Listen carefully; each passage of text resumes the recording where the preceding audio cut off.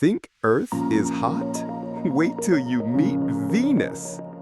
This is the second planet of our solar system, but it's pure hell. Surface temperature?